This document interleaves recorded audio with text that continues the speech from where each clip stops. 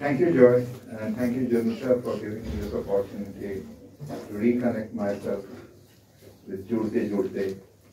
मैं तो ये सोच रहा था कि मैं टूटता बन टूटते हुए कहीं पे कर रहा हूँ, जैसे JNU छोड़ा है, लेकिन फिर से जुड़ना बहुत अच्छा लग रहा। The topic that has been assigned to me is to talk about the deprivation points and the question of access to higher education. But we got to really understand that in spite of the very elaborate discussion in the parliament and the way this university was set up in '69, some of the objectives or the principles, founding principles, were not very easy to be implemented. But at the same time, we got to also look at the scenario which was obtaining in the country at that particular point of time, particularly in the North India. Some of the leading universities, BHU, some universities in Patna, in Bihar, in Bengal, also AMU. They were all on a very rapid decline, which has been discussed elsewhere in several books. And that is the context in which, we really saw JNU emerging or JNU being established. The higher education scenario at that particular point of time, if one were to perhaps look at the statistics, were predominantly in creating more spaces and opportunities for the property classes, the prevailing property classes, and the elite, and so on and so forth. In spite of the expansion which had taken place in various areas of higher education, the reach of the deprived sections, marginalized communities, was very, very limited. If one were to perhaps go by the statistics, the higher education enrollment was 1.5. The GER was 1.5 for the lowest community, that is the community which in fact, and that pertained even in about 70s and 80s, until such a time that, there were struggles on a continuous basis to in fact bring about some kind of an element of social justice and inclusivity. When JNU was established and the first batch was taken in 1971 with the MPhil PhD program, the MA program came later. We really didn't have a very elaborate kind of a laid out admission policy. It was like anywhere else, where one would perhaps recruit students on the basis of marks or on the basis of other criteria. We didn't have a very formidable kind of principle on which one could perhaps recruit the students. It took nearly 3 to 4 years until about '74, and that really didn't happen because the administration or the teachers had a very some kind of an idea, but it was more so because of the students who in fact felt that the JNU admission policy has to be different because it's a university with a difference, and that is what is perhaps stated in the foundational principles of the university. So in order to augment access, given the fact that you could rather select people on the basis of merit being integrated in various ways, the socio, cultural and economic dimensions which were being talked about, but there was hardly any statistics or hardly any kind of methodology which could be objectively introduced and implemented, and that was a major task before the JNU community. I think the Students' Union, which in fact had formed by then, there is hardly any record to in fact verify, but from whatever that I could really gather from people who were students here, they informed me that in 1974 there was some kind of a debate which was introduced. In 1974, there was some kind of a discussion both among the teachers and the students for some kind of admission policy which could be based on the required sensitivity to in fact expand the base of recruitment. So in 1974, as we know that we developed some kind of framework which was implemented for the first time in 1975. It was a 20-point scale of deprivation. So out of 100 marks, say for example, you had 50 marks for the written examination and 30 for the interviews.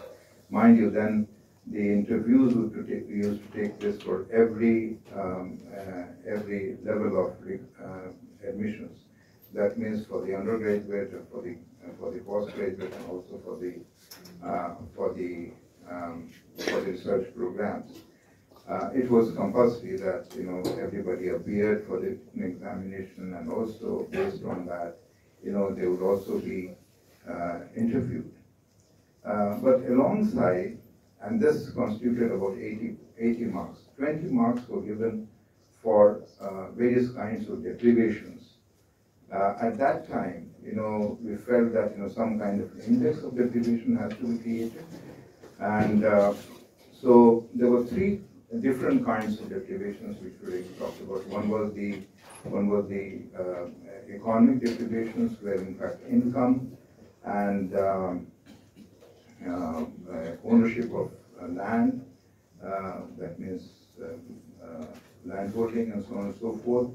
These were taken into consideration.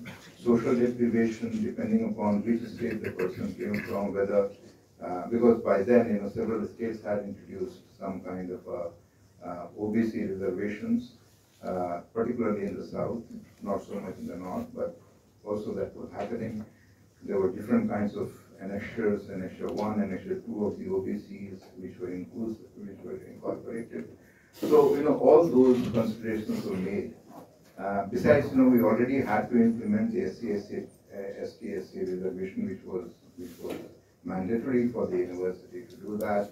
So this was in addition to the ST/SC reservation. So the first important principle, which was in fact referred to, was that besides these deprivations, where SCs and STs were based on, of course, the SC deprivation was largely an outcome of the practice of untouchability, and the second, and that is ST reservation, was largely based on the criteria of access. That means if you are living in a remote area and so on and so forth, and it had nothing to do with poverty, or it had nothing to do with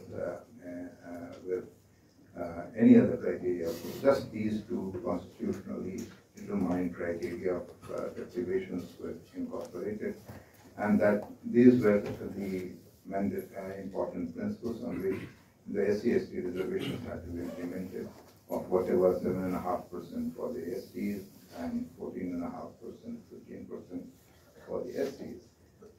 But in order to expand the base, particularly when we realized, and it was very much visible, that the deprivations were not just restricted to these two different kinds of vulnerabilities or deprivations. One had to really expand these, and in order to do that, precisely because largely India was an agrarian economy, an agrarian country, large number of people lived in rural areas. Structural problems were there both at the level of infrastructure and also at the level of society and economy. So one needed to really consider all these parameters and therefore incorporate some kind of a methodology. And at that particular point of time in 1975, the methodology was incorporated into a kind of a 20-point scale, which was the basis for the recruitment right until early 1980s, when it had to be revised in order to incorporate regional deprivations existed then, but then it was modified in order to expand the nature of regional or spatial deprivations, which in fact continues in some ways even today, but certainly not for the admission to the research program. I'm told that it continues for the programs such as the master's and the undergraduate programs. So what was the index like? The index, in fact, took into consideration, as I said, economic deprivation, so income and land ownership were important, social deprivations, on the lines that Kaka Sahib Kalelkar had talked about. Mandal Commission was still not there, so so whatever that existed in terms of OBC reservation that was incorporated, although Kaka Sahib Kalelkar's commission report was not accepted by the government, but in a certain way, because we were in a university where social scientists and other teachers and students were fully informed about the nature of deprivation. So OBC reservation, even before one could really have it implemented or see that being implemented at the All India level in higher education, JNU had taken the initiative of, in fact, incorporating some kind of OBC reservation, which in fact was based on the statistics or the information in respective states. So if the students were applying from a particular state, if they were listed there in some way or the other among the list of the OBCs, they would be given some kind of point. So this was a 20-point scale. And this 20-point scale also had this major component of the regional deprivation. Now what this regional deprivation really looks at? Regional deprivation looks at looks at various dimensions of how an area or a region or a place which in fact is provided or endowed with various kinds of facilities, and the areas which are deprived in terms of these infrastructural facilities, say schooling or various other kinds of economic investments and so on and so forth. It was understood that there are deprived people even in rich areas, in relatively better off areas, and that there were people even in worst of areas who are not so deprived. So in order to in fact bring about some kind of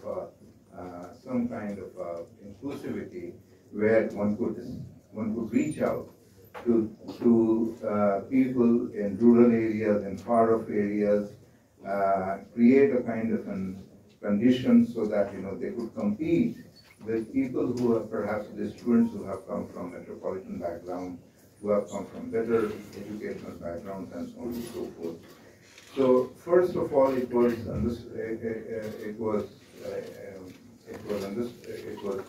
suggested that that candidates who have had any kind of an exposure until about matriculation, if they have obtained their matric degree or secondary degree from a private school, they would be given other kinds of deprivation points, but certainly they would not be entitled to deprivation points on the basis of the lack of access to public education or so on and so forth. So that was one criteria. So at that particular point of time, the regional deprivation was based on 2 or 3 important parameters. One was certainly literacy, and the other was, the state per capita income, which had to be broken down into some kind of which had to be divided at the district level. So, so it was not an index which was only confined to the state. It was an index which was bottom up. That means, one was really trying to reach at the bottom level of the administrative structure. One would have been happier if one could perhaps, construct the index at the level of the development blocks. But because the lack of statistics, it was thought that we should perhaps construct these indices for the at the level of the districts. So so the regional deprivation based on literacy and per capita income and so on and so forth, was taken into consideration and in the first stage. And but then it was also not found to be very, very useful in the sense that particularly with income, because income certificates were not very reliable. The land statistics that were obtained from Tehsildar were not found to be correct. So, the administration did try to, in fact, inquire about some of these, and they found that the information that was provided were not correct, or they were, one could perhaps see that there was a lot of anomalies there. So this system was abandoned, and regional deprivation points were introduced for all time. So for the next 3 decades, 91 onwards, I think it was mid-80s onwards. 91 was the first index, which was comprehensive. Then after we have and all these indices, regional deprivation indices, were created on the basis of the census data and the data obtained from the Ministry of Agriculture and so on and so forth. So it was a difficult task, and the most sensitive indices, which in fact to begin with it was literacy level, which was later on was further revised into literacy among or illiteracy among women. The second index was participation of workers in non-agricultural activities, which was seen to be a kind of positive indicator. And there was one more indicator, yes, the per capita, it was the land productivity per hectare. And earlier it was based on limited aggregation of the crops, because it was a rural-based economy, and that perhaps was the most sensitive indicator. Earlier we started with nearly about 20-25 crops. Later on, based on the studies which were conducted in CSRD by Professor Bhalla, which is the agricultural growth work, which started from looking at the premium in the 60s and 70s, and there have been 5 different editions on that. So we expanded the number of crops to over 36, and by the time the last exercise was done, that was in 2011, we were in a position to incorporate more than about 40 crops. And the productivity levels were worked out on this basis. Now one could perhaps raise this question that initially there were fewer crops, and therefore whether it was representative of the all India situation, because there could be certain crops which were not being grown elsewhere. Crop diversity and cropping pattern being such. But and of course the agricultural data was also very limited for some of these crops. But as the data was expanded and it was made available, we were in a position to incorporate that.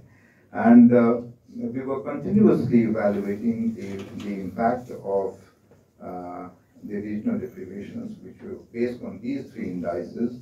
Of course, they were changed, there were modifications in between. So the index which was there in 91 was reformed in 2000. In 2001 was again reworked on in 2011.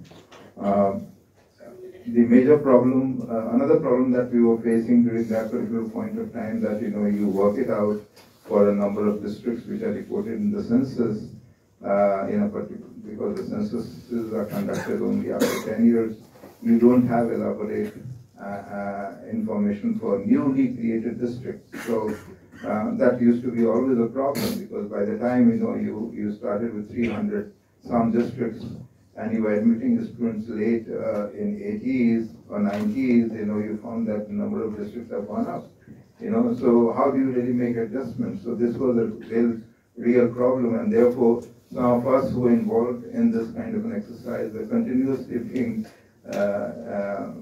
asked by the admissions branch as to what do we do now. There's a new district which has been carved out, so how do we really work out its score on the deprivation points?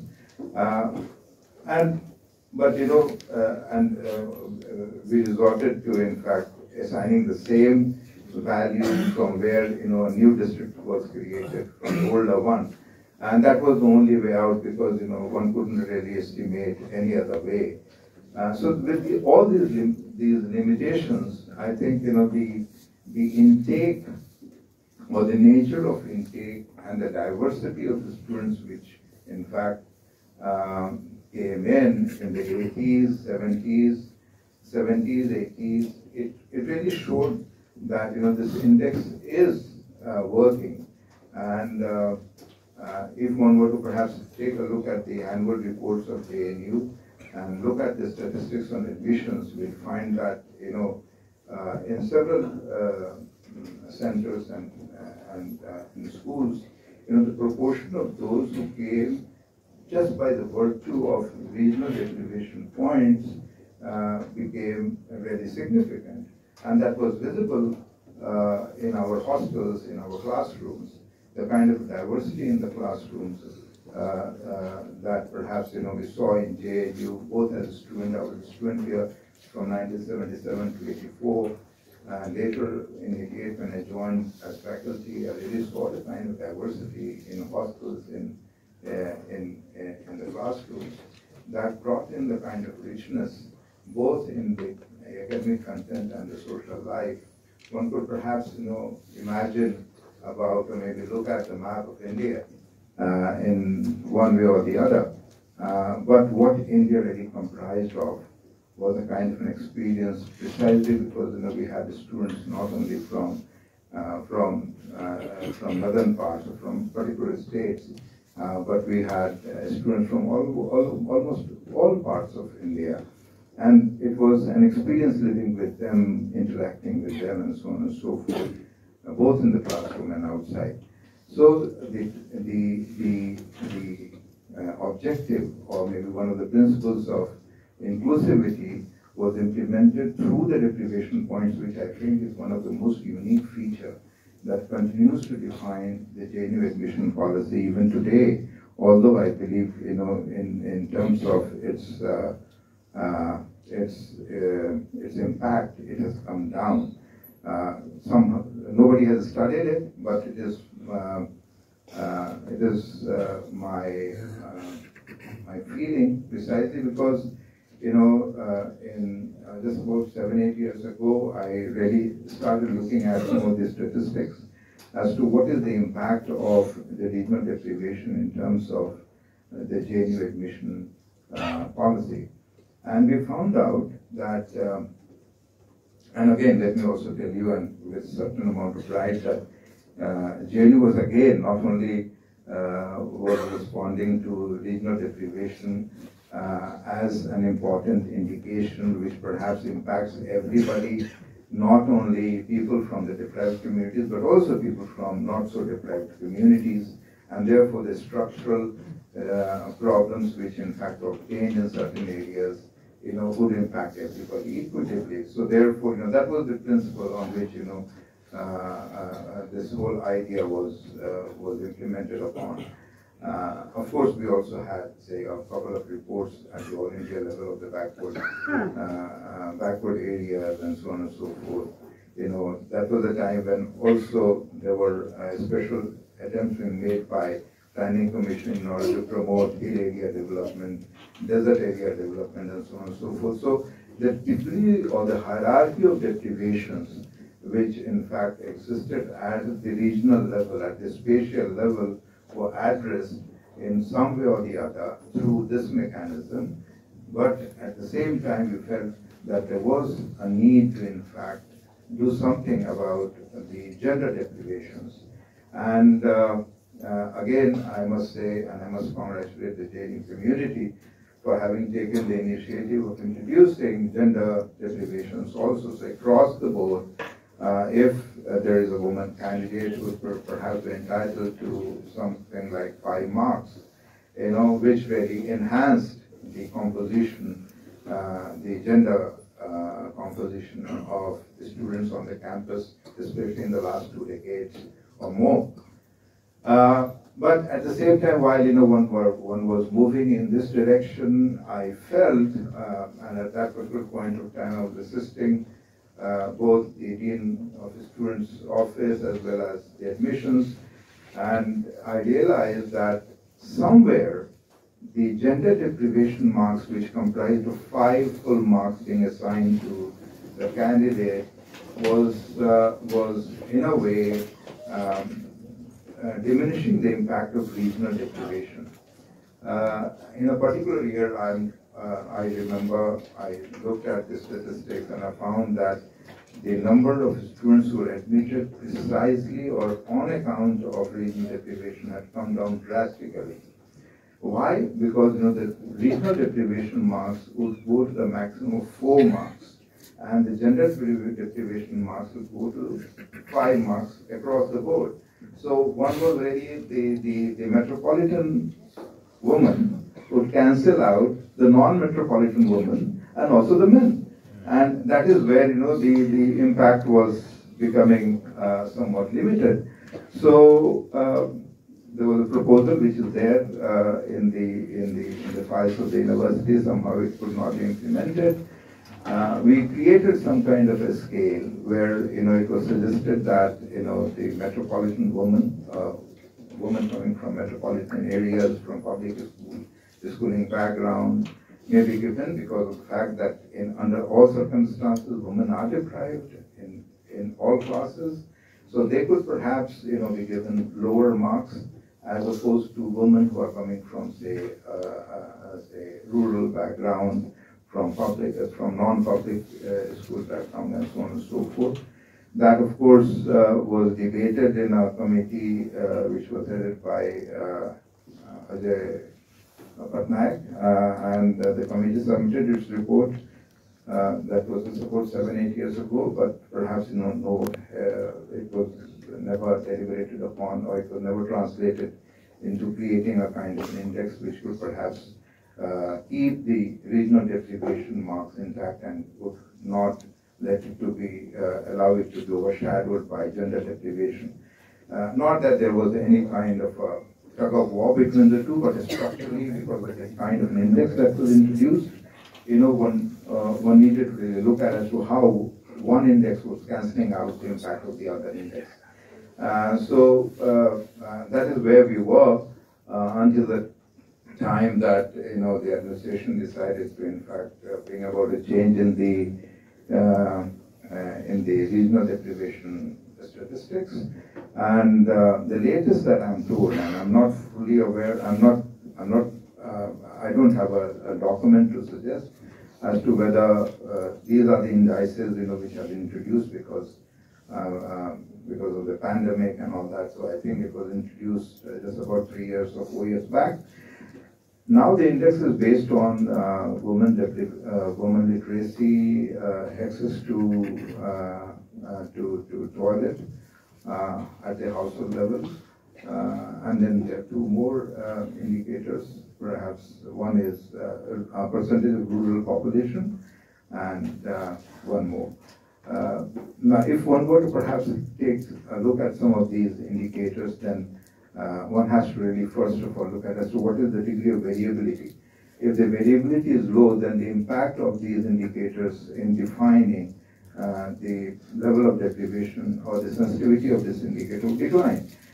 Because everybody has the same level of deprivation. So that would be very difficult for you to, for us to in fact identify that. But I'm told that the regional deprivation is now working on these 4 criteria. The income or maybe plant productivity has been taken out.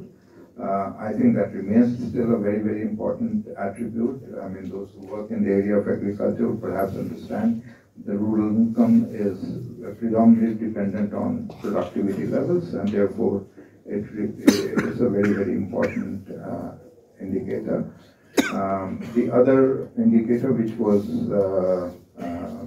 workers in non-agricultural activities, or if you can reverse it, workers engaged in primary activities, that has also been taken off. I think there is a need for us to in fact bring these two back, in addition to in fact expanding it to incorporate several other parameters. Around 2011, we were also looking at, and we were positively looking at the fact that once this socio-economic caste census is completed and the statistics are made available, then perhaps it will be possible for us to expand the deprivation scores in JNU by incorporating several other factors. But then, as we all know, that the data of socio-economic caste census is not available. It's only available for some indicators at the state level. Therefore, in the absence of any reliable data to further expand the JNU admission policy in terms of the impact of deprivation marks has become a real problem. But where do we stand now in terms of policy? So, and that's where we have the new education policy, and where does the new education policy allow us to use these deprivation marks? As we all know, that in spite of the new education policy talking about the access and equity and excellence, we are just seeing the opposite that is happening. That's my understanding of the text, as well as the developments which are taking place all around, both in the school sector and higher education sector. If there are, I think I'll stop here and talk about new education policy and its relationship with deprivation marks at a later stage.